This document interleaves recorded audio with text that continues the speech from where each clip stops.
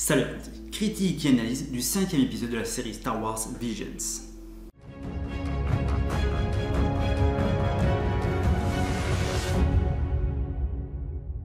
Cinquième épisode de la série Star Wars Visions. Le titre de l'épisode est The Ninth Jedi, soit le 9e Jedi en français. Il a été réalisé par Production IG, qui ont réalisé plusieurs animes assez connus, comme Shingeki no Kyojin, Evangelion et Blood, entre autres. Graphiquement, c'est assez détaillé, même si le mélange par moments entre 2D et 3D n'est pas très joyeux. Et ça confirme donc bien ce dont je parlais dans ma précédente review, Disney n'a pas mis assez d'argent sur la table pour cette série. Le son est travaillé mais reste en dessous du premier épisode. Chronologiquement, le film se passe plusieurs milliers d'années après les films.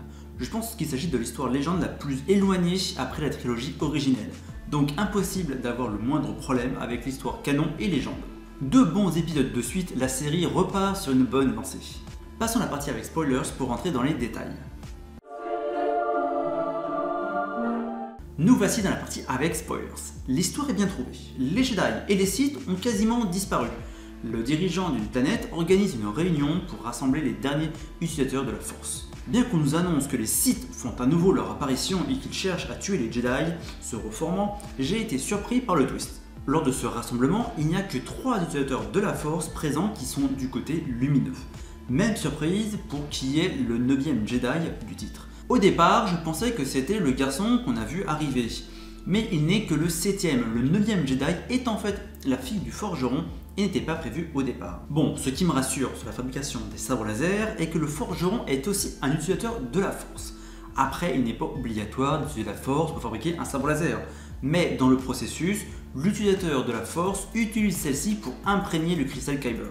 La fabrication des sabres laser n'est pas canon, mais peut s'expliquer par le fait que ce soit un savoir qui a été perdu. Par contre, c'est un peu abusé pour la couleur des sabres laser. Dans le canon actuel, la couleur du sabre laser est déterminée à sa création. Dans l'ancien canon, c'était un mixte entre la couleur du cristal Kyber et l'imprégnation de force de celui qui a fabriqué le sabre laser. Ici, au départ, la fille du forgeron obtient une lame sans véritable couleur. Durant son combat contre les Sith, son sabre laser prend sa couleur définitive. D'ailleurs, un Sith changeant de camp voit sa lame changer de couleur aussi. Bien que ce soit un peu abusé ce changement de couleur, il est fait de manière subtile et il n'est pas mis en avant.